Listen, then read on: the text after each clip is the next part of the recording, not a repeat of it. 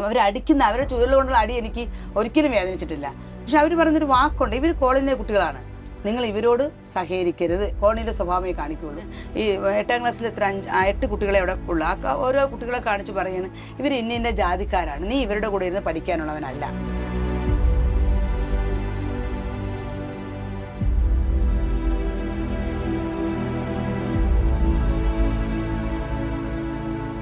ആ സഹാവ് പോയി പിറ്റേ 2ാം ദിവസം കഴിഞ്ഞപ്പോൾ അവിടെ ക്ലാസ്സിൽ ചെല്ലുമ്പോൾ വെളുപ്പിനെ 4 മണിക്കാണ് അവിടെ സാധകം. ചെല്ലുമ്പോൾ അവന് 5 മിനിറ്റ് താമസം പറഞ്ഞ് ചെവിട്ടിലടിക്കുക അയാൾ അധ്യാപകൻ. എന്നിട്ട് അദ്ദേഹം പറയുകയാണ്, നിന്നെ മന്ത്രിയല്ല, ഇനി ആരൊക്കെ പറഞ്ഞാലും നിന്നെ ഇവിടെ നിർത്തി പഠിപ്പിക്കുന്നത്, നിന്റെ കയ്യിന് അടിച്ചോടിക്കുന്നത്. ചെങ്കൽച്ചുള എന്ന് കേൾക്കുമ്പോൾ ആ പവറില്ലേ, ആ പവർ തന്നെ എനിക്കും ഇന്നും കിട്ടിയത്. ആ പേര് ഞങ്ങൾക്ക് തരുന്നൊരു ഊർജ്ജമുണ്ട്.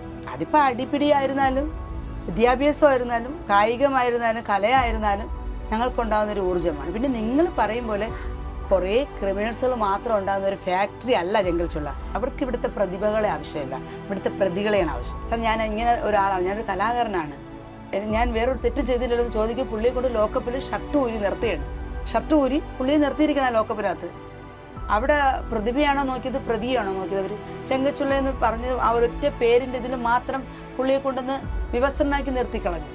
ഒരു പക്ഷേ ഒരു ചാനലിൽ കാണിക്കുമ്പോൾ ഒരു വീട്ടിൽ ഇരുന്നൊരു ആൾ കാണുകയാണ്. അപ്പോൾ അവർ ചിന്തിക്കുകയാണ്, ആ വാർത്ത അവർ ശ്രദ്ധിക്കും. പക്ഷെ അവർ ചിന്തിക്കും, ഇത് ആ കോളനിയിലെ കൂട്ടർ, അവിടെ ഉള്ളവരല്ല ഇങ്ങനെയല്ലേ.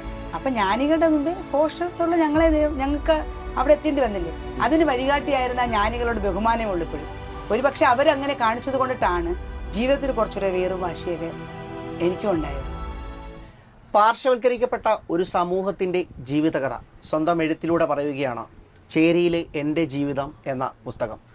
ചെങ്കൽച്ചുളയിലെ ഇരുളടഞ്ഞ ജീവിതങ്ങളുടെ കൃത്യമായ വിവരണമായിരുന്നു എൻ്റെ ജീവിതത്തിലൂടെ ധനൂജ കുമാരി എസ് അന്ന് 2014 എഴുതി കാട്ടിയത്. ഇന്ന് കണ്ണൂർ, കോഴിക്കോട് സർവകലാശാലയിലെ ബിരുദാനന്തര വിദ്യാർത്ഥികളുടെ പാഠ്യപുസ്തകമായി ചെങ്കൽച്ചുളയിലെ എൻ്റെ ജീവിതം എന്ന കഥാസമാഹാരം ജീവിതകഥ മാറുന്നു. ഇതൊരു ജീവിതകഥയെ മാത്രമല്ല, അനുഭവങ്ങളാണ്, കൈപ്പേറിയ അനുഭവക്കുറിപ്പാണ്. ഇന്ന് ഈ പുസ്തകത്തിൻ്റെ അനുഭവത്തിൻ്റെ ഉടമ ധനൂജ കുമാരിയാണ് മണ്ണിൻ്റെക്കൊപ്പം ചേരുന്നത്. നമസ്കാരം. നമസ്കാരം. ആദ്യം തന്നെ ഒരു പാർശ്വവൽക്കരിക്കപ്പെടുന്ന ഒരു സമൂഹത്തിന്റെ ഒരു ജീവിതമാണ് ചേച്ചി അവതരിപ്പിക്കുന്നത്. ഒരാളുടെ മാത്രമല്ല, ഒരു കൂട്ടം സമൂഹം, വീടില്ല, വസ്തുവില്ല, സ്വന്തമായി പട്ടയം പോലും ഇല്ലാത്ത ഒരു ജനസമൂഹത്തിന് വേണ്ടി പ്രതിനിധീകരിച്ചുകൊണ്ടാണ് ഈ പുസ്തകം വരുന്നത്. തീർച്ചയായിട്ടും. ഇപ്പം എങ്ങനെയുണ്ടായിരുന്നു ഇത്? ഒരു സിലബസിലേക്ക് വിദ്യാർത്ഥികൾ പഠിക്കുന്ന ഒരു കലാലയത്തിന്റെ ഒരു പുസ്തകത്താളിലേക്ക് സ്വന്തം കഥ എത്തുമ്പോൾ എന്താ പറയാനുള്ളത്? അതും MA പാഠ്യവിഷയമാകുന്നു. ഇത് എൻ്റെ മാത്രം കഥയല്ല, ഇതുപോലെ ഒരുപാട് ഹരിജൻ കോളനികളിലുള്ള ഓരോ സ്ത്രീകളുടെയും കഥയാണ്. പിന്നെ ചെങ്കൽച്ചുള പ്രത്യേകിച്ച് എൻ്റെ പേരിനേക്കാളും ചരിത്രത്തിൻ്റെ ഭാഗമാണ് ചെങ്കൽച്ചുളയ്ക്ക് പറ്റിയതിൽ അഭിമാനിക്കുന്നു. എങ്ങനെയാണ് ഈ ഒരു പുസ്തകം എഴുത്തിലേക്ക്, ഇത് എന്നായിരുന്നു ഇത് പ്രസിദ്ധീകരിച്ചത്? 2014 പുസ്തക പ്രകാശനം നടത്തിയത്.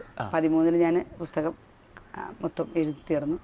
വിജിലയാണ് എന്നെ സഹായിച്ച പുസ്തകം എഴുതാൻ, വിജില ചെറുപ്പാട്. കുട്ടിയാണ് എന്നെ നന്നായിട്ട് ഈ പുസ്തകത്തിൻ്റെ നല്ല കാര്യങ്ങൾ ചെയ്തത്. അപ്പോൾ ആദ്യം തന്നെ ഇതിനകത്ത് പല ശീർഷകങ്ങളിലും ഒരു മൊഡ്യൂളിലൊക്കെ നമ്മൾ കണ്ടു. ഇപ്പം ഞങ്ങൾ ബാക്ക് ബെഞ്ചിലാണ് ഇരിക്കാറുള്ളത്, ഞങ്ങളെ പഠിച്ചാൽ ശ്രദ്ധിക്കും, പഠിച്ചില്ലെങ്കിൽ ശ്രദ്ധിക്കും. ചൂളയിൽ നിന്ന് വന്നതിൻ്റെ പേരിലായിരുന്നു ഇത്തരം അവഗണനയൊക്കെ നേരിട്ടത്. തീർച്ചയായിട്ടും. അതുകൊണ്ട് തന്നെ ചൂളയിൽ കോളനിയിൽ നിന്ന് പറഞ്ഞ കുട്ടികളുടെ ആ ഒരു ഇത്, അതുകൊണ്ട് തന്നെയാണ് തീർച്ചയായിട്ടും അങ്ങനത്തെ ഒരു അവഗണന ഉണ്ടായത്. അങ്ങനത്തുള്ള എന്തെങ്കിലും ഒരു ഓർമ്മയിലുള്ള ഒരു അനുഭവം എപ്പോഴെങ്കിലും? ഒരുപാട് ഓർമ്മകളുണ്ട്. എൻ്റെ അനുഭവം എന്ന് പറയുന്നത്, ഞാൻ പറഞ്ഞില്ലേ, ഞാൻ പഠിച്ച തമ്പാനൂർ UPSലാണ്, നമ്മുടെ എൻ്റെ തൊട്ടടുത്തുള്ള കോളനി ഈ സ്കൂളാണ്. പക്ഷെ അവിടെ ഞങ്ങളുടെ കുട്ടികളാണ് ഒരുപാട് പഠിക്കുന്നത്, ഭൂരിഭാഗം ഞങ്ങളാണ്. അപ്പം അതുകൊണ്ട് നമുക്ക് അവിടത്തെക്കുറിച്ച് ഒന്നും പറയാനില്ല, ഒന്നും അറിയില്ല, കാരണം ഞങ്ങളുടെ ആധിപത്യമല്ലേ. അപ്പം അതിനകത്ത് മറ്റൊരു വിവേചനവും ഒന്നും ഞങ്ങൾക്ക് നേരിടേണ്ടി വന്നിട്ടില്ല, അങ്ങനെ ഓർമ്മയിൽ പോലും. പക്ഷേ 7ാം ക്ലാസ് കഴിഞ്ഞാൽ ഞങ്ങൾ നേരെ പോകുന്നത് 8ാം ക്ലാസ്സിൽ അടുത്ത സ്കൂളുകളിലാണ്. കോട്ടയം സ്കൂള്, കിള്ളിപ്പാലം, ഇങ്ങനെ ബാർട്ടനെങ്കിൽ, ഇങ്ങനെയുള്ള ഓരോ സ്കൂളുകൾ ആശ്രയിച്ചായിരിക്കും നമ്മൾ പോകുന്നത്. അവിടെ ചെല്ലുമ്പോൾ യഥാർത്ഥത്തിൽ നമ്മൾ അറിയുന്നത് ആ അവഗണന എന്തെന്നും, കുട്ടികൾ തമ്മിലുള്ള വേർതിരിവും, കോളനി എന്നും, നമ്മൾ ഇന്ന വർഗ്ഗക്കാരാണ് ഇവർ.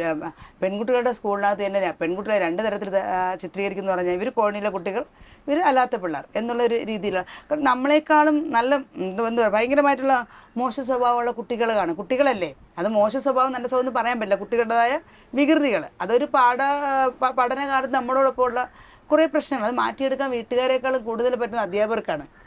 ആണല്ലോ. നമ്മുടെ മനസ്സിൽ ഇപ്പോൾ എൻ്റെ വീട്ടിൽ എൻ്റെ അച്ഛനും അമ്മയും ഞാനൊരു അടി തന്ന്, അല്ല ഞാനൊരു തെറ്റ് ചെയ്ത് എന്നെ അടിച്ചാൽ എനിക്ക് അതിൽ വിഷമം തോന്നില്ല. ഞാൻ തെറ്റ് ചെയ്തുകൊണ്ട് എൻ്റെ അമ്മ എന്നെ അടിച്ചെന്ന് എനിക്ക് തോന്നാം. പക്ഷെ ഒരു അധ്യാപകൻ അടിക്കുമ്പോഴും എനിക്ക് അതേ ഫീൽ ഉണ്ടാവണം. കാരണം ഞാൻ നന്നാവാൻ വേണ്ടിയാണ് എന്നെ അധ്യാപകൻ അടിക്കുന്നത് തോന്നൽ എനിക്ക് ഉണ്ടാവണം, ഞാൻ ചെയ്ത തെറ്റിനാണെന്നല്ല. പക്ഷെ നമുക്ക് അവിടെ തോന്നാതല്ല. അവർ നമ്മളെ വ്യക്തമായിട്ട് ഉപദ്രവിച്ചിട്ട് പറയുന്ന കാര്യം എന്ന് വെച്ചാൽ അവരുടെ വാക്കാണ് നമുക്ക് പ്രശ്നം. അവരടിക്കുന്ന അവരുടെ ചുവരിൽ കൊണ്ടുള്ള അടി എനിക്ക് ഒരിക്കലും വേദനിച്ചിട്ടില്ല. പക്ഷെ അവർ പറയുന്നൊരു വാക്കുണ്ട്, ഇവർ കോളനിയിലെ കുട്ടികളാണ്, നിങ്ങൾ ഇവരോട് സഹകരിക്കരുത്, കോളനിയുടെ സ്വഭാവമേ കാണിക്കുകയുള്ളൂ. കാരണം മറ്റേ കുട്ടിയാണ് യഥാർത്ഥ തെറ്റുകാരായിരിക്കാം, എങ്കിൽ പോലും നമ്മളെ അടിച്ചേൽപ്പിക്കുന്ന അവരടിക്കുന്ന അടിയൊന്നും എൻ്റെ ശരീരത്തിൽ എനിക്ക് ഒരിക്കൽ പോലും നൊന്നതായിട്ട് തോന്നിയിട്ടില്ല. പിന്നെ അതേ അനുഭവം തന്നെ പിന്നെ ജീവിതത്തിൽ പിന്നെ കുറേ കാലം കഴിയുമ്പോൾ എൻ്റെ മകനുണ്ടായി. അവിടെയാണ് ഞാൻ ഒരുപാട്, അപ്പോഴത്തേക്ക് എനിക്ക് കുറേ കൂടെ ചിന്തിക്കാനുള്ള എനിക്ക് പ്രായം വന്നപ്പോൾ. അന്ന് ഞാൻ പഠിക്കുന്ന കുട്ടിയായിരുന്നു. അത് എനിക്ക് വിഷമം തോന്നിയെങ്കിലും ഞാൻ അങ്ങ് വിട്ട് കാണും, എനിക്കത് അത്രയും ഓർമ്മ കാണില്ല. പക്ഷേ എൻ്റെ മകൻ്റെ കാര്യത്തിൽ വന്നപ്പോൾ എനിക്ക് കുറച്ചുകൂടെ പ്രായം വന്ന് പക്വത വന്ന് എന്താണ് ലോകം, എങ്ങനെയാണ് നമ്മളെ സമൂഹം രണ്ട് തട്ടിൽ നിർത്തിയിരിക്കുന്നത്, അവരുടെ കാഴ്ചപ്പാട് നമ്മളുടെ മേലുള്ള എന്തുകൊണ്ടാണ് ഇങ്ങനത്തെ ഉള്ളൊരു ചിന്ത എനിക്ക് ഉണ്ടായി തുടങ്ങി. നമ്മൾ ഇങ്ങനെയാണ്, നമ്മൾ ഒരു കൂട്ടം ആൾക്കാരുടെ അടുത്ത് മാറ്റപ്പെട്ടവരാണ്, മാറി നിൽക്കേണ്ടവരാണ്, മാറ്റി നിർത്തുന്നവരാണെന്നുള്ള ചിന്ത വന്നു. അപ്പോൾ എനിക്ക് മനസ്സിലായില്ല, നമ്മൾ മാറി നിൽക്കേണ്ടവരല്ല. ഈ ചെങ്കൽ ചൂള എന്ന് കേൾക്കുമ്പോഴേ ആദ്യം ചൂളത്തെരുവ് ചെങ്കൽ ചൂള എന്നൊക്കെ കേൾക്കുമ്പോൾ സ്വാഭാവിക സിനിമകളിലാണെങ്കിലും വാമൊഴികളിലൂടെ കണ്ട ഒരു പഴയ ചൂളയുടെ ഒരു അനുഭവം ഉണ്ടല്ലോ. ഇപ്പം അക്രമാസക്തമായ ഒരു ചൂളയിലെ കാലഘട്ടം ഉണ്ടായിരുന്നു, അടി ബഹളം എന്നൊക്കെ കേൾക്കുന്ന ഒരു ചൂള. ഈ സാഹചര്യങ്ങളിലെല്ലാം കണ്ടു വളർന്നു. അതെ അതെ അതെ ആ ഒരു അനുഭവം ഒക്കെ ഒന്ന് പറയാൻ പറ്റും? ചെങ്കൽ ചുള എന്ന് കേൾക്കുമ്പോൾ ആ പവറില്ലേ, ആ പവർ തന്നെ എനിക്കും ഇന്നും കിട്ടിയത്. ഈ കണ്ണൂരും കോഴിക്കോടും MAക്കും BAക്കും വന്നത് ആ പവർ തന്നെയാണ്, മനസ്സിലായില്ലേ? അത് ആ പേരിനുള്ള പവറാണ്. അതിൻ്റെ ആ പേര് അല്ലെങ്കിൽ ഇതിനകത്തുള്ള ഒരു വ്യക്തിയുടെ മേലുള്ള പവറല്ല, ആ പേര് ഞങ്ങൾക്ക് തരുന്നൊരു ഊർജ്ജമുണ്ട്. അതിപ്പോൾ അടിപിടിയായിരുന്നാലും വിദ്യാഭ്യാസമായിരുന്നാലും കായികമായിരുന്നാലും കലയായിരുന്നാലും ഞങ്ങൾക്കുണ്ടാകുന്നൊരു ഊർജ്ജമാണ്. പിന്നെ നിങ്ങൾ പറയും പോലെ കുറേ ക്രിമിനൽസുകൾ മാത്രം ഉണ്ടാകുന്ന ഒരു ഫാക്ടറി അല്ല ചെങ്കൽ ചുള. അത് തെറ്റായ ധാരണയാണ്, മനസ്സിലായില്ലേ?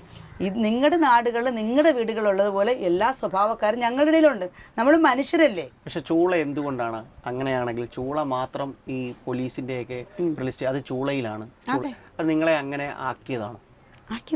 അതറിഞ്ഞൂടെ? അവർക്ക് ഇവിടുത്തെ പ്രതിഭകളെ ആവശ്യമില്ല, ഇവിടുത്തെ പ്രതികളെയാണ് ആവശ്യം, മനസ്സിലായോ? ഇപ്പം എൻ്റെ ഹസ്ബൻഡ് 48 മണിക്കൂർ ഗിന്നസ് റെക്കോർഡ് വേൾഡ് ചെയ്ത ഒരാളാണ് പുള്ളി. ആ പുള്ളി ഒരു 4-5 വർഷം മുമ്പേ ഇപ്പം നമ്മുടെ ഈ തകരപ്പറമ്പിൽ വെച്ച് പുള്ളി ഒന്ന് സിഗരറ്റ് കുടിക്കുന്ന ആളാണ്, സ്മോക്കിംഗ് ചെയ്യും. ആ പുള്ളി അതും മെയിൻ റോഡിൽ നിന്ന് സിഗരറ്റ് കുടിച്ചില്ല, മാറി നിന്നൊരു സ്ഥലത്ത് നിന്നാണ് സിഗരറ്റ് കുടിക്കുന്നത്. അപ്പോൾ അവിടെ നിന്ന് ഒരു വണ്ടി വരെയാണ്, പോലീസ് വണ്ടി, ജീപ്പ് ചവിട്ടി നിർത്തിയിട്ട് പുള്ളിയെ വിളിക്കുകയാണ്, ചോദിക്കുകയാണ് കാര്യങ്ങൾ, ഇങ്ങനെ സംസാരിച്ചു. എന്താ സിഗരറ്റ് കുടിക്കുകയാണ്, വെള്ളം കുടിച്ചു, ഇല്ല ഞാൻ മദ്യപിക്കുന്ന ആളല്ല എന്ന് പറയുന്നു. അപ്പോൾ സിഗരറ്റ് കുടിച്ചാൽ നീ ഇവിടെ നിന്ന് സിഗരറ്റ് കുടിച്ചാൽ സാർ, ഞാൻ മാറി നിന്നാണ് സിഗരറ്റ് കുടിച്ചാൽ പറയാണ്. അപ്പോൾ പേരെന്താ? സതീഷ്. എവിടെ? അതുവരെ മാന്യമായിട്ട് സംസാരിക്കുന്ന ആളാണ്. എവിടെ താമസിക്കുന്നത്? ഞാൻ ചെങ്കച്ചുള്ളിലാണ്, കേരള വണ്ടിയിൽ. അടുത്ത വർത്തമാനം വരുന്നത് കേരള വണ്ടിയിൽ, ആ വണ്ടി കയറ്റുകയാണ്. പുള്ളി പറയാണ്, സാർ ഞാൻ ഇങ്ങനെ ഒരാളാണ്, ഞാനൊരു കലാകാരനാണ്, ഞാൻ വേറൊരു തെറ്റും ചെയ്തില്ലെന്ന് ചോദിക്കും. പുള്ളിയെ കൊണ്ട് ലോക്കപ്പിൽ ഷർട്ട് ഊരി നിർത്തുകയാണ്. ഷർട്ട് ഊരി പുള്ളിയെ നിർത്തിയിരിക്കണം ലോക്കപ്പിനകത്ത്. അവിടെ പ്രതിഭയാണോ നോക്കിയത്, പ്രതിയാണോ നോക്കിയത്? അവർ പറയൂ, പ്രതിയാണ് അവർക്ക് ആവശ്യം. അല്ലെങ്കിൽ ആ പറഞ്ഞ ഒരാൾ ഇപ്പോൾ ഒരു ബുദ്ധി വെച്ച് അല്ലെങ്കിൽ സാമാന്യ നമ്മുടേതായ ഒരു പൊസിഷൻ വെച്ച് നമുക്കൊരു പ്രത്യേകതരം ഏരിയയിൽ നിന്ന് അല്ലെങ്കിൽ ഒരു പ്രത്യേകതരം ഒരു സാഹചര്യത്തിൽ നമുക്ക് പിടികൂടേണ്ടി വരുന്നു. നമ്മളെന്ത് ചെയ്യും? സ്വാഭാവികമായിട്ട് അയാളുടെ അഡ്രസ്സ് എടുക്കും, പിന്നെ അടുത്തുള്ള പോലീസ് സ്റ്റേഷനെ തിരക്കും. ഇവരാരാണല്ലേ? സ്വാഭാവികമായിട്ട് തിരക്കാറില്ലേ? ഇപ്പോൾ ചെങ്കൽ ചുള എന്ന് പറയുമ്പോൾ സതീഷ്, കണ്ടോൺമെൻറ്റ് തിരക്കാം, അവർക്ക് തിരക്കാം. ഇന്നൊരാളുണ്ട്, അവിടുത്തെ ആ പുള്ളി അവിടുത്തെ ക്രിമിനലാണോ, അതല്ല അത് അവിടുത്തെ എങ്ങനെയാണെന്ന് തരാം, അതുപോലും ചോദിക്കാതെയാണ് ചെങ്കച്ചുള്ള എന്ന് പറഞ്ഞത്. ആ ഒരൊറ്റ പേരിൻ്റെ ഇതിൽ മാത്രം പുള്ളിയെ കൊണ്ടുവന്ന് വിവസ്ത്രനാക്കി നിർത്തിക്കളഞ്ഞു ലോക്കപ്പിൽ, മനസ്സിലായല്ലേ? ഒരു സിഗരറ്റ് വലിച്ചതിന്. അപ്പം അത് ആലോചിച്ച് നോക്കി, ഒരു സിഗരറ്റ് വലിച്ചു, ആ വിജയം. അത് പിന്നെ മോൻ്റെ കലാമണ്ഡലത്തിലുള്ള ഒരു പ്രശ്നം അറിയാമല്ലോ. മോനെന്ന് വെച്ചാൽ അവനെ കലാമണ്ഡലത്തെ പഠനമെന്ന് വെച്ചാൽ ഞങ്ങളുടെ സ്വപ്നമാണ്. കലാമണ്ഡലം എന്ന് പറയുമ്പോൾ ഞങ്ങൾക്ക് സ്വപ്നം കാണുന്നതിന് അപ്പുറമായിട്ട് ഞങ്ങളതിനെ ബഹുമാനിക്കുന്ന, ഞങ്ങളതിനെ ആ ഒരു നെയിമിനെ അത്ര ആഗ്രഹിക്കുന്ന ഒരാളാണ്, മനസ്സിലായില്ല? അപ്പോൾ അവിടെ എൻ്റെ മോനെ പറഞ്ഞു വിടുകയാണ് പഠിക്കാൻ വേണ്ടി. അപ്പോൾ ഇവിടുന്ന് പോകുമ്പോൾ പല സ്വപ്നങ്ങൾ കണ്ടുകൊണ്ടാണ് അവനും പോകുന്നത്. ഞങ്ങൾ നിതീഷ്, കലാമണ്ഡലം നിതീഷ് എന്നറിയപ്പെടുന്ന ഒരു ആഗ്രഹം ഞങ്ങളുടെ പുള്ളി ചെണ്ടക്കാരനാണല്ലോ. പുള്ളി 2005 48 മണിക്കൂർ ഗിന്നസ് റെക്കോർഡിന് വേണ്ടി കൊട്ടുന്നത്. മനസ്സിലായില്ല. അപ്പം ഞങ്ങളത് ചെയ്യുന്നതെന്ന് വെച്ചാൽ ഞങ്ങളുടെ ഒരു ജീവിതം പറയുന്നുണ്ട്. കാരണം നമുക്കൊരു പേരുണ്ടെങ്കിൽ മാത്രമേ നമുക്ക് പിന്നെ മുൻപോട്ടുള്ള ജീവിതത്തിൽ നമുക്കിതൊന്ന് പ്രോഗ്രാം മറ്റു കാര്യങ്ങൾ കിട്ടും. അപ്പം നമുക്ക് ജീവിക്കണം. അവിടെ ഒന്ന് കൊടുത്താൽ മതി. കലാമണ്ഡലത്തിലുള്ള ഈ പ്രശ്നങ്ങൾ ഉണ്ടായത് ദളിത് സമൂഹമായതിന്റെ പേരിൽ അല്ലെങ്കിൽ ദളിത് പ്രാതിനിധ്യം ഉള്ളതിന്റെ പേരിൽ മാത്രമായിരുന്നു കലാമണ്ഡലത്തിൽ ആണ്. അവിടെ ചെന്നപ്പോൾ മോൻ അറിയില്ല. ഞങ്ങളുടെ ഈ കോളനി എന്ന് വെച്ചാൽ എല്ലാ മതസ്ഥരും എല്ലാ ജാതിക്കാരും ഉള്ള സ്ഥലമാണ്. അപ്പം ഞങ്ങൾക്ക് എല്ലാവരുമായിട്ട് ഞങ്ങൾക്ക് ഭയങ്കര എന്താ രക്തബന്ധം, സ്നേഹബന്ധവും രക്തബന്ധവും എന്നും പറയാം. അതിൻ്റെ രക്തബന്ധത്തിന് പേര് മാറ്റി നിർത്താൻ പറ്റില്ല. രക്തബന്ധം തന്നെയാണ്. ഞങ്ങൾക്ക് പല അച്ഛനമ്മമാർക്ക് ഞങ്ങൾ ജനിക്കുന്നു, ഓരോ വീടുകളിൽ ജനിക്കുന്നെങ്കിലും ഞങ്ങൾ എല്ലാ അച്ഛനമ്മമാരുടെയും മക്കളെ പോലെയാണ് ഞങ്ങൾ ജീവിക്കുന്നത്. മനസ്സിലായില്ലേ? അപ്പോൾ ആ ഒരു ഇതുകൊണ്ട് എൻ്റെ മകൻ അറിഞ്ഞുകൂടാ ഇതിനകത്ത് ഇവിടെ ഞങ്ങൾ ഇന്ന ജാതി പറഞ്ഞ് ജീവിച്ച് അവൻ കേട്ടിട്ടില്ല. അപ്പോൾ കലാമണ്ഡലത്തിൽ പോകുമ്പം അവന് എല്ലാ ആൾക്കാരോട് പെട്ടെന്ന് അവൻ മിങ്കിൾ ചെയ്ത് അങ്ങ് പറയുകയാണ്. അപ്പോൾ അവൻ്റെ അടുത്ത് കാര്യങ്ങൾ ചോദിക്കുമ്പോൾ ഒരു അധ്യാപകൻ തന്നെ പറയുകയാണ്, ഈ 8ാം ക്ലാസ്സിൽ 8 കുട്ടികളെ അവിടെ ഉള്ളു. ഓരോ കുട്ടികളെ കാണിച്ച് പറയുകയാണ്, ഇവർ ഇന്ന ജാതിക്കാരാണ്, നീ ഇവരുടെ കൂടെ ഇരുന്ന് പഠിക്കാനുള്ളവനല്ല. മനസ്സിലായി? അപ്പോൾ അവൻ്റെ അടുത്ത് അവൻ്റെ ജാതി ചോദിക്കുകയാണ്. അപ്പോൾ അവൻ ജാതി പറയണം അവനോട്, അവൻ ജാതി പറയുകയാണ്. അപ്പോൾ അവൻ്റെ ചിന്ത ലോകത്തെല്ലാവരും അവൻ്റെ ജാതിക്കാരായിരിക്കും എന്നാണ്. മനസ്സിലായില്ലേ? അപ്പോൾ അദ്ദേഹം അവിടുന്ന് ഇവനെ മാനസികമായിട്ട് പിന്നെ പീഡിപ്പിക്കാൻ തുടങ്ങിയാണ്. പിന്നെ കുഞ്ഞിനോട് നിൽക്കുന്ന ഇഷ്ടപ്പെടുന്നില്ല. അവൻ ഞങ്ങളെ വീട്ടിൽ വിളിക്കാം, ഭയങ്കര ബുദ്ധിമുട്ടാണ്, അമ്മ പഠിക്കാൻ പറ്റുന്നില്ല, കാര്യം ഇങ്ങനെയൊക്കെയാണെന്ന് പറയും. ഞങ്ങൾ പറഞ്ഞു അവന് കുഴപ്പമില്ല, നീ ഇപ്പോൾ ആദ്യമായിട്ട് ചെന്നുകൊണ്ടല്ലേ, നീ കുറച്ച് ദിവസം കഴിയുമ്പോൾ നീ അതുമായിട്ടങ്ങ് ചേർന്ന് എല്ലാം ഉണ്ട്. പക്ഷേ അവനെ അവിടുന്ന് പറഞ്ഞു വിട്ടു. അന്നത്തെ സ്പീക്കറായിരുന്ന രാധാകൃഷ്ണ സഖാവ് നേരിട്ട് കൊണ്ട് മോനെ അവിടെ ആക്കി. ആ സഖാവ് പോയി പിറ്റേ 2ാം ദിവസം കഴിഞ്ഞപ്പോൾ അവിടെ ക്ലാസ്സിൽ അവൻ ചെല്ലുമ്പോൾ വെളുപ്പിനെ 4 മണിക്കാണ് അവിടെ സാധകം. ചെല്ലുമ്പോൾ അവന് 5 മിനിറ്റ് താമസം പറഞ്ഞ് ചെവിട്ടിലടിക്കുക അയാൾ, അധ്യാപകൻ. എന്നിട്ട് അദ്ദേഹം പറയുകയാണ്, നിന്നെ മന്ത്രിയല്ല, ഇനി ആരൊക്കെ പറഞ്ഞാലും നിന്നെ ഇവിടെ നിർത്തി പഠിപ്പിക്കില്ല, നിൻ്റെ കയ്യിന് അടിച്ചോടിക്കും, ഞാൻ ജയിലിൽ കിടക്കേണ്ടി വന്നാലും കുഴപ്പമില്ല, എൻ്റെ ജോലി നഷ്ടപ്പെടുന്ന പ്രശ്നമല്ല, നിന്നെ ഇവിടെ പഠിപ്പിക്കില്ല എന്ന് പറയുകയാണ്. അവൻ അന്ന് അവിടെ ഒറ്റയ്ക്ക് വരികയാണ് ഇവിടെ വീട്ടിൽ. ഇന്ന് അവന് 32 വയസ്സായി.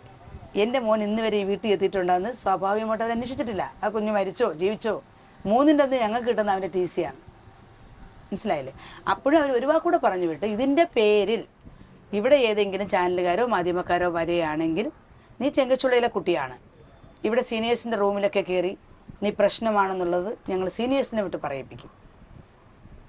അവനെ പറഞ്ഞു വിടും. അപ്പോൾ അവൻ എന്നോട് അതാണ് അവൻ പറഞ്ഞത്. അപ്പോൾ ഞാനും വിചാരിച്ച് സാമൂഹ്യ മാധ്യമങ്ങളും നമ്മുടെ ഇപ്പോഴത്തെ എല്ലാ മീഡിയസും നമുക്ക് ഭയങ്കര സപ്പോർട്ടുണ്ട്. വിഷയങ്ങൾക്ക് നമുക്ക് പുറത്തു കൊണ്ടുവരാൻ ഒരു പരിധി വരെ അവരെ കൊണ്ട് കഴിയുന്നുണ്ട്, സത്യം പുറത്തു കൊണ്ടുവരാൻ. പക്ഷെ നമ്മൾ മാത്രമല്ലല്ലോ അവർക്ക് മറ്റൊരുപാട് പേരുടെ പ്രശ്നങ്ങളില്ലേ, എന്നാൽ നമ്മുടെ പ്രശ്നത്തെ അവർ നിൽക്കില്ലല്ലോ. അപ്പം അടുത്തൊരു പ്രശ്നം വരുമ്പോൾ അവരങ്ങ് പോകും. ഒരു പക്ഷേ ഒരു ചാനലിൽ കാണിക്കുമ്പോൾ ഒരു വീട്ടിൽ ഇരുന്നൊരു ആൾ കാണുകയാണ്. അപ്പോൾ അവർ ചിന്തിക്കുകയാണ്, ആ വാർത്ത അവർ ശ്രദ്ധിക്കും. പക്ഷെ അവർ ചിന്തിക്കും, ഇത് ആ കോളനിയിലെ കുട്ടികൾ അവിടെ ഉള്ളവരല്ല ഇങ്ങനെ തന്നെ, നമ്മളെക്കുറിച്ച് അറിയാതെ തന്നെ അവരങ്ങ് ചിത്രീകരിക്കണം ഇങ്ങനെയാണെന്നുള്ള. അപ്പോൾ അത് ഞാൻ ആഗ്രഹിച്ചില്ല. ഞാൻ അവിടെ സമാധാനപ്പെട്ടു. എൻ്റെ മകനെ ഞാൻ വീണ്ടും മോഡൽ സ്കൂളിൽ ചേർത്തു. ഈ രാജാജി നഗർ എന്ന് പറയാനാണോ ഇഷ്ടം, ചെങ്കൽ ചൂള എന്ന് പറയാനാണോ ഇഷ്ടം? എനിക്ക് ചെങ്കൽ ചൂള എന്ന് പറഞ്ഞ ഇഷ്ടം.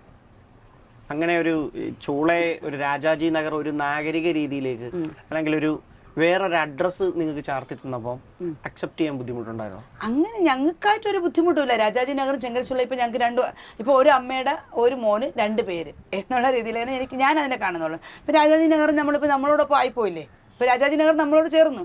പക്ഷേ ഈ 2 പേരിനെ കുറിച്ചും അഭിപ്രായം ചോദിക്കണം എന്നോടല്ല, പുറത്തുള്ളവർ, അവർക്ക് ഏത് പേര് കേൾക്കാൻ ഇഷ്ടമെന്നല്ല. ഇപ്പോൾ ചെങ്കൽച്ചുള്ള എന്ന് കേൾക്കുമ്പോൾ കുരു പൊട്ടുന്നവരുണ്ട്. ഇനി നമ്മൾ രാജാജി നഗർ എന്ന് പറഞ്ഞു വെച്ചോ, ഞാൻ എൻ്റെ അനുഭവത്തിൽ നമ്മളിപ്പോൾ ഒരു സ്ഥലത്ത് നിന്ന് ഒരു ഓട്ടോ പിടിക്കണമെന്ന് വെച്ചോ, ഞങ്ങൾക്ക് ഇവിടെ ചെങ്കൽച്ചുള്ള എത്തണമെങ്കിൽ ഞങ്ങൾ എത്ര സ്ഥലം പറയണമെന്ന് അറിയാമോ? ഇപ്പം ഞാൻ ഇങ്ങോട്ട് വന്ന വഴിക്ക് പാളയത്ത് വെച്ച് ഞാൻ ഒരു ഓട്ടോ പിടിച്ചു. ഓട്ടോ കയറാൻ ഇപ്പോൾ എവിടെ വെച്ച് പോകുന്ന ഞാൻ ചെങ്കൽച്ചുള്ളത് പെട്ടെന്ന് ഓട്ടോ എടുത്തിട്ട് പൊക്കളഞ്ഞു. ഇപ്പം നടന്ന സംഭവം ഞാൻ പറയണത്. ഞാൻ അവിടെ നിന്ന് ട്രാഫിക് പോലീസുകാരനത് പറഞ്ഞു, സാർ എന്നെ രാജാജി ചെങ്കൽച്ചുള്ള എന്ന് അവർ കയറ്റില്ല. അടുത്ത ഓട്ടോയിൽ അദ്ദേഹം എന്നെ പിടിച്ചു, ശരി നിങ്ങൾ പൊയ്ക്കോളൂ എന്ന് പറഞ്ഞാൽ അദ്ദേഹമാണ് ഒരു ഓട്ടോ കയറ്റി വിട്ടത്. നിങ്ങൾ എന്താ അപ്പം പറയാതെന്ന് കേട്ട്. അപ്പോൾ അതൊക്കെ സ്വാഭാവികം. ഒരു ഓട്ടോ പിടിച്ച് ഞങ്ങൾ പറയും housing board, Panavila, Hantex, model school, ഞങ്ങളുടെ ചുറ്റുപാടിൽ ഇത്രയും സ്ഥലം പറയണം. ചൂള പറയാൻ പറ്റില്ല. പറഞ്ഞു അവർ അവർ ചെങ്കച്ചുള്ളേ ഒന്നിനും അവർ പോകുന്നില്ലെന്ന് പറയും. അതല്ല ഇതെല്ലാം കേട്ട് നമ്മൾ പകുതി എത്തുമ്പോൾ ചുള്ളയില്ല, ചുള്ളയില്ല, എന്ത് ചുള്ളെന്ന് പറഞ്ഞാൽ പേടിയാണ്, നിങ്ങളെന്ത് ചുള്ള പറയാത്ത ഇതും കേൾക്കും. 2 തരത്തിലുള്ള മനുഷ്യരാണ്, 2 തരത്തിലുള്ള ആൾക്കാരാണ്. ചില ഞങ്ങൾ ചെങ്കച്ചുള്ള എന്ന് പറഞ്ഞാൽ പേടിയോ ഇങ്ങനെ ചോദിക്കുന്ന ആൾക്കാരുണ്ട്.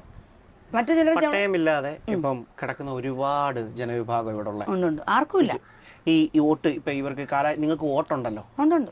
കൃത്യമായി ഈ വോട്ട് ചോദിച്ച് ഇവിടെ വരുന്ന ജനപ്രതിനിധികളോട് നിങ്ങളുടെ പട്ടയം ആവശ്യം, ഈ ചൂളയിലെ ജനങ്ങളുടെ പട്ടയ ആവശ്യം എന്ന് എപ്പോഴെങ്കിലും ഉയർത്തി പറഞ്ഞിട്ടുണ്ട്. എന്തായിരുന്നു അവരുടെ മറുപടി? പറഞ്ഞിട്ടുണ്ട്. അവർ എല്ലാവരോടും പറയുന്നില്ല, കാലാകാലമായിട്ട് എല്ലാവരും പറയുന്ന കാര്യം തന്നെ ഇപ്പോഴും ആവർത്തിക്കുക. നമുക്കിവിടെ കൈവശാവകാശ സർട്ടിഫിക്കറ്റോ പട്ടയോ നമുക്ക് കിട്ടണം. അല്ലെങ്കിൽ നമുക്കൊരു ബാങ്ക് ലോൺ പോലും കിട്ടുന്നില്ലല്ലോ. ഒരു ബാങ്കിൽ ലോൺ പോലും ഞങ്ങൾ നെഗറ്റീവ് ഏരിയയാണ്.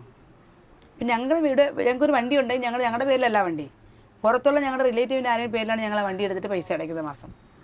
മുമ്പ് കേട്ടിട്ടുള്ളത് ചൂളയിലേക്കൊരു പെണ്ണ് കെട്ടിക്കൊണ്ടുവരാൻ കഴിയാത്ത സാഹചര്യമുണ്ട്, ചൂളയിൽ നിന്നൊരു പെണ്ണിനെ കൊണ്ടുപോകാനും പറ്റാത്ത സാഹചര്യം ഉണ്ടായിരുന്നു. അത്തരം ഒരു വിവേചനം ഇപ്പോഴും നിലനിൽക്കുന്നുണ്ട്. ഇപ്പോൾ കുറേയൊക്കെ മാറിയിട്ടുണ്ട്, എങ്കിൽ പോലും ഉണ്ട്. ചെങ്കൽച്ചുള എന്ന് പറയുമ്പം ഇപ്പം അവർക്കൊന്ന് പെൺകുട്ടികളെ കെട്ടിക്കൊണ്ട് പോകാനും കെട്ടിച്ചുവിടാനും ബുദ്ധിമുട്ടുള്ളവരുണ്ട്. ഇന്ന് കുറേയൊക്കെ മാറിയിട്ടുണ്ട്, ഉണ്ട്, വിവേചനമുണ്ട്. ഒരു കാലഘട്ടത്തിൽ ഈ നാട്ടിൽ നടക്കുന്ന അല്ലെങ്കിൽ തലസ്ഥാനത്തെ രാഷ്ട്രീയ ആക്രമണ സംഭവങ്ങളിലെല്ലാം ഇരകളാകുന്നത് ചൂളയിലുള്ള ഒരുപാട് ചെറുപ്പക്കാരാണ്. രാഷ്ട്രീയക്കാരുടെ ടൂളായിരുന്നെന്നും ചെങ്കൽച്ചൂളയിലെ യുവാക്കൾ എന്നുള്ളൊരു വിശ്വാസം അന്നും ഒന്നുമുണ്ടോ? ഇപ്പോൾ അതിലൊരു മാറ്റം വന്നിട്ടുണ്ടോ? ഇപ്പം അങ്ങനെയൊന്നുമില്ല. ഇപ്പം എല്ലാം നല്ല വിദ്യാഭ്യാസമുള്ള പിള്ളേരല്ലേ, എല്ലാവരും കലാരംഗത്തും കായിക രംഗത്തും. ഇപ്പോൾ അവർക്കൊക്കെ സ്പോർട്സും ആർട്സും ഒക്കെ ആയിട്ട് അവരവരുടേതായ രീതിയിൽ അങ്ങ് പോകുകയാണ്. പിള്ളേർക്ക് വിദ്യാഭ്യാസമുണ്ട്. മാതാപിതാക്കൾ പൂർണ്ണമായിട്ട് അവരെ ഒരു നിലയിൽ എത്തിക്കണമെന്ന് പറഞ്ഞ് രാപലില്ലാതെ ഉറക്കവും ഓണവും ഉപേക്ഷിച്ച് അവരുടെ പുറകെ മാത്രം നിൽക്കുന്ന അമ്മമാരും അച്ഛന്മാരുമാണ്. മക്കളെ ഓരോ സമൂഹത്തിലും മറ്റുള്ളവരുടെ ഒപ്പത്തിലെത്തിക്കണമെന്ന് പറഞ്ഞ് നിൽക്കുന്നവരാണ്. അങ്ങനെയൊക്കെ ഒരുപാട് മാറ്റമുണ്ട്. ഒരു നഗരാസൂത്രണം വരുന്നു, ഇവിടെ കുറച്ചുകൂടി ഈ നഗരം മാറും, കുറച്ചുകൂടി ഡെവലപ്മെൻറ്റ്സ് വരും. ഇവിടെ നിന്ന് നിങ്ങൾക്കൊരു കുറച്ച് വസ്തു കണ്ടുപിടിച്ച് തന്നിട്ട് അവിടത്തേക്ക് നിങ്ങളെ ഷിഫ്റ്റ് ചെയ്യാൻ ഗവൺമെൻറ് തയ്യാറായാലും അങ്ങനെ മാറിപ്പോകാൻ ഒരിക്കലും പോയില്ല.